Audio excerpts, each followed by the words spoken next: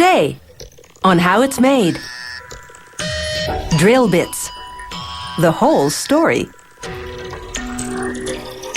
Photo booths. A picture-perfect product. And stamps. A special two-part report on the hallmark of snail mail.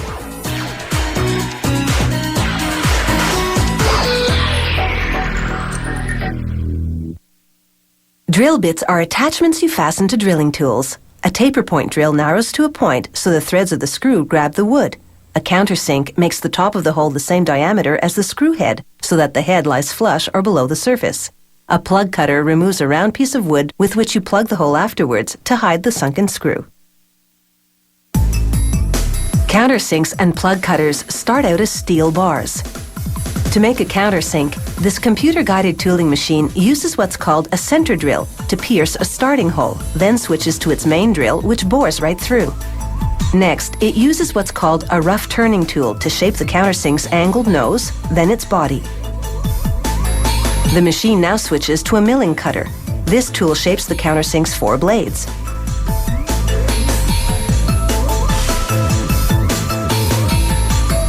A cross-drilling tool bores a hole for the 2 screws that'll hold the countersink to the drill.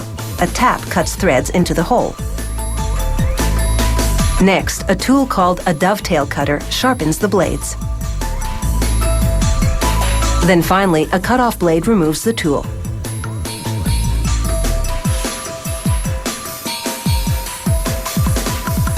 The same machine makes plug cutters. Its center drill makes a starting hole, but this time, the main drill doesn't bore right through. It stops at the depth that the plug cutter is designed to cut. Just as before, the rough turning tool shapes the body, and the milling cutter sculpts the 4 blades. Some plug cutters on the market have fewer blades. This company makes 4, so the cutter will clear the wood chips more efficiently when it tunnels into the wood. After the dovetail cutter sharpens the blades, a tool called a boring bar refines the hole in the center, making it the proper size. Another turning tool now forms the shank, the stem of the plug cutter that you insert in the power tool. Then the cut-off blade slices the tool off.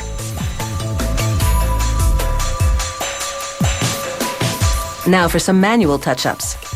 First, they grind the plug cutter against an abrasive wheel to remove excess metal from the cut-off.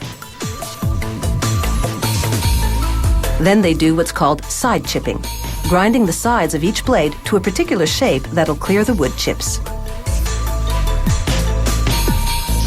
Here's how the plug cutter looks before and after grinding off the excess, and before and after side chipping. And now for making the drills to which the countersinks attach. It all starts with a tapered piece of steel, because this will become a taper point drill. Straight drills begin with a straight piece. A mechanical arm inserts this drill blank, as it's called, into a computer-guided grinder. The machine has 2 wheels made of boron nitride granules, a natural material that's tough and abrasive. The first wheel shapes the smooth blank into lengthwise spirals called flutes. A second wheel then grinds sharp cutting edges on the flutes and shapes the tip of the drill to a point. Back to the countersinks now.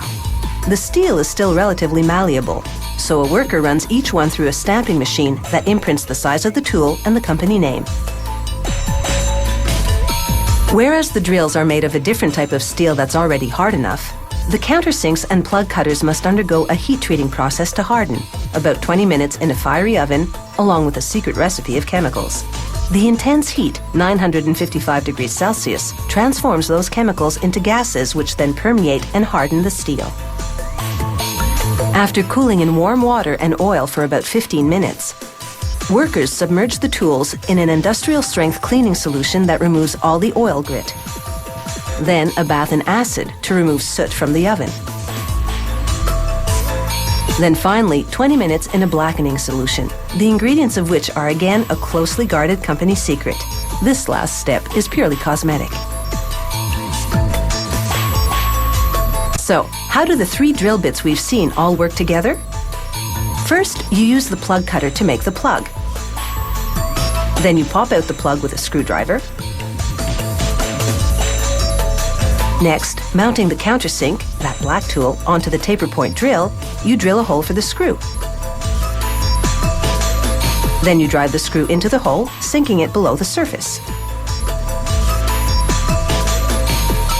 Then you cap the hole with the plug.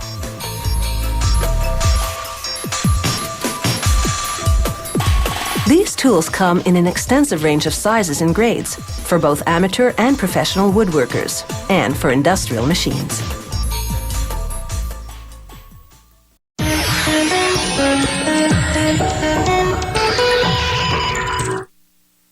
Photo booths were first introduced in the 1920s in the United States. Today, the small private cabins still enable us to be kooky in several snapshots or one large picture. The booths are quaint reminders of our pop culture, but they use the latest technology to make portraits worth treasuring. This model simulates a painting or drawing based on the photo it takes of you. To customize the pre-assembled cabin, a worker applies stickers to the outside. These advertise local businesses or the booth's eventual location, such as a shopping mall or amusement park.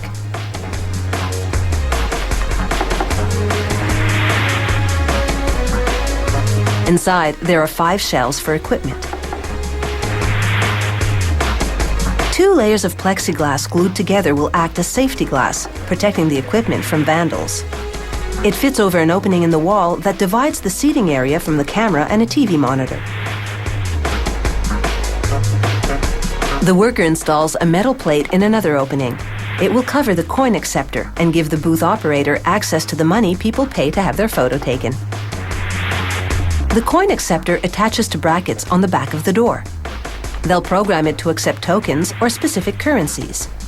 A black and white photo usually costs $3, color is $5.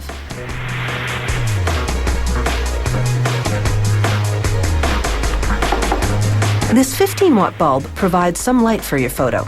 It goes in a panel that fits into the wall. Next, a motorized tripod to hold the camera. In this model, they use a digital camera with an 8mm lens. Up and down buttons on the control panel adjust the camera angle. A computerized voice from a speaker will prompt you to make selections.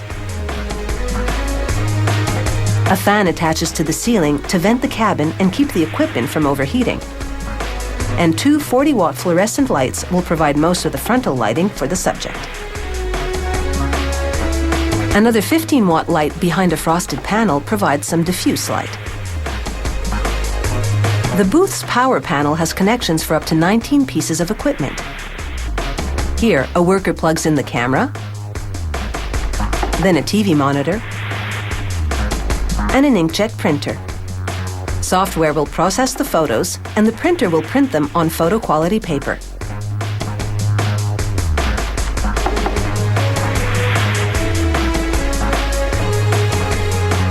A plexiglass window protects a 38-centimeter monitor that's used for viewing and making selections. 2 other monitors fit in windowed panels on the outside of the cabin.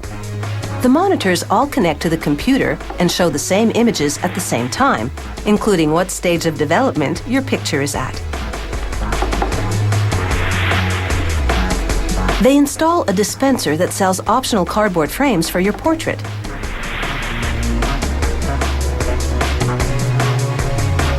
Money from these sales falls through a slot into a metal coin box inside the cabin.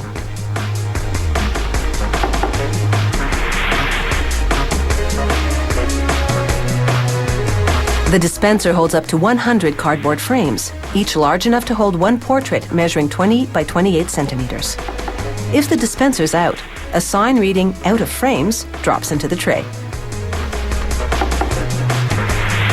For security, the 2 doors enclosing the equipment each have 2 key locks, one at the top and one at the bottom.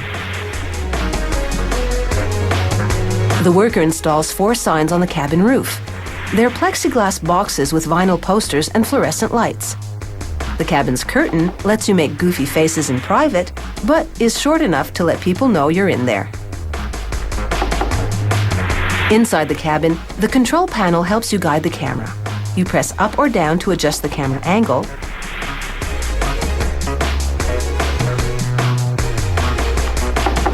Then you choose one of the 3 photos the camera has captured. The computer bases its portrait on this photo. You can tell it to make a caricature, a simulated work of art, or 4 small portraits in different artistic media.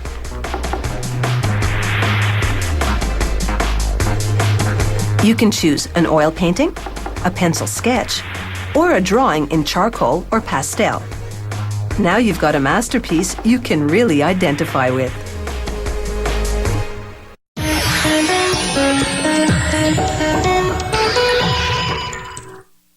The world's first postage stamp was introduced in England in 1840 as part of a major reform of the postal system. Until then, the letter recipient had to pay the postage. This first stamp was called the penny black because it cost 1 penny and featured Queen Victoria's profile on a black background.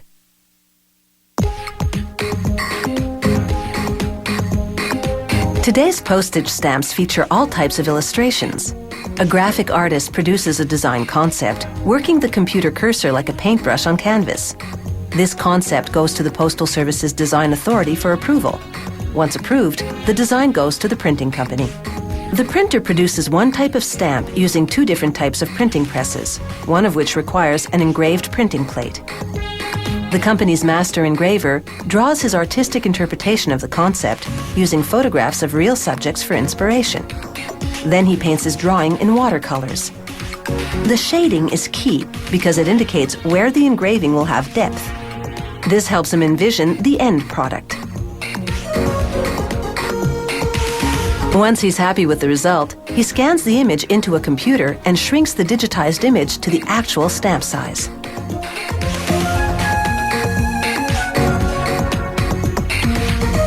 Then he lays a sheet of clear acetate over the reduction. With a tool called a point, he etches the main elements into the sheet. This etching process is known as scribing.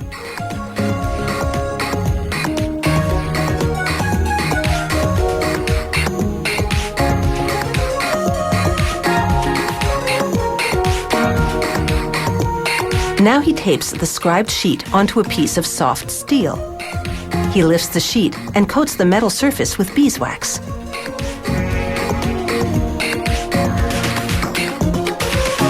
Then he lays the sheet down again and, rubbing with a burnishing tool, transfers the scribed image to the wax coating.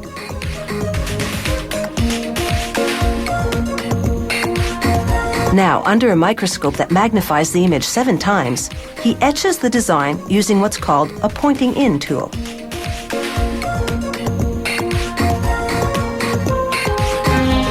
Then he sharpens another tool called a lozenge graver. With that, he deepens the etched lines of the design's focal point. This adds depth, which will make the deer appear almost 3-dimensional on the finished stamp.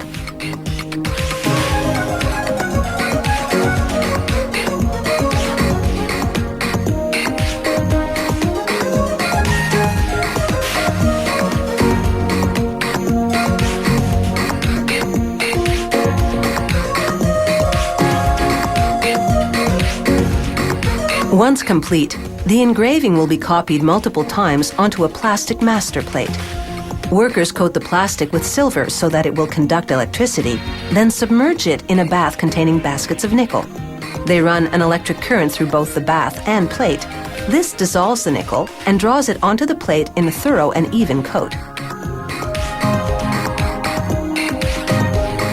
With a nipping tool, workers remove the excess nickel along the perimeter, then extract their nickel printing plate. Then they plate the nickel plate in chrome. Now it's ready to go onto the intaglio printing press, a specialized machine used to print only select elements on certain types of stamps. We'll explain why later. This machine, meanwhile, produces the templates for carving what are called shablons, the rollers on the intaglio press that transfer ink to the printing plates. Here, the machine traces a pattern for one of the stamp's intaglio elements, guiding a router on the other end to reproduce it in half the size in thick plastic.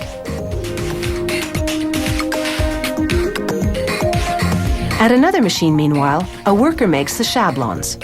He takes several ingredients, what they are is a closely guarded company secret, and pours them into a roller forming machine. The mix heats to about 180 degrees Celsius, and over about an hour and a half, it thickens and hardens. Now, an automated router machine with multiple heads goes to work. Following the plastic template, the heads carve away at the rubber, leaving behind a raised design in the shape of the elements the intaglio press will print. It's this raised area that transfers the ink to the printing plate.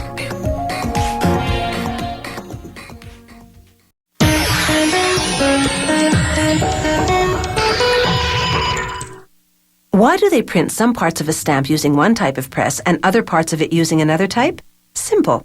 Offset printing presses are widely available, so if the entire stamp would be printed using that technology, counterfeiters would have it easy. Intaglio printing presses, on the other hand, are harder to come by, making fake stamps harder to produce. The sheets first run through the offset press. It prints one color at a time, inking a separate printing plate for each color. The plate is wrapped around a cylinder. As it revolves, the plate transfers, or offsets, the ink image to a rubber cylinder rotating against it. As that cylinder turns, it transfers the image to the paper passing underneath. A Postal Service official inspects the press output. Using a magnifying glass, she scrutinizes the color and print quality, circling any problem areas for the press operator to investigate and correct. Now the offset printed sheets move on to the intaglio press. The intaglio's shablon rollers spread ink over the printing plate the factory produced from the engraving.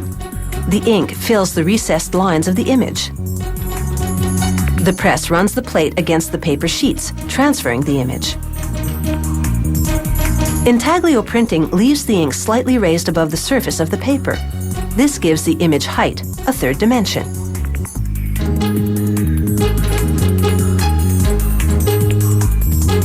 Once again, the inspector checks the result. It's up to the press operator to correct any error. The cause can be as complicated as a printing plate problem or as simple as a speck of dirt in the machine. The printing now done, a worker loads the stamp sheets into a computer-guided perforating machine. Grippers pull the sheets forward one section at a time.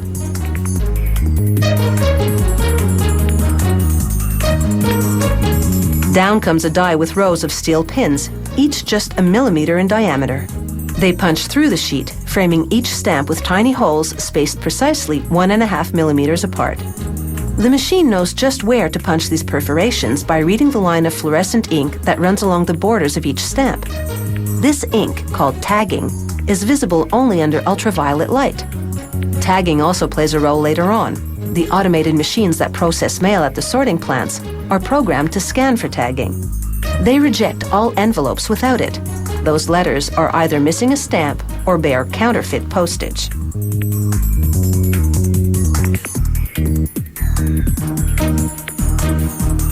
After stacking the perforated sheets, workers trim them down to the finished size, usually sheets of 10 called panes. The trimming machine is appropriately called the guillotine, but unlike the head-chopping version, this one slices with a sideways shearing action. That puts less wear on the blade.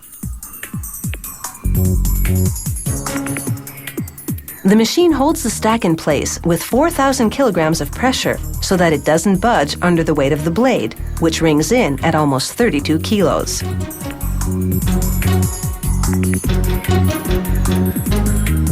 Now it's time to group the panes into manageable-sized packs for post offices and other stamp retailers. This machine is called a vacuumatic counter because it uses suction to draw the panes across a paddle wheel which counts them.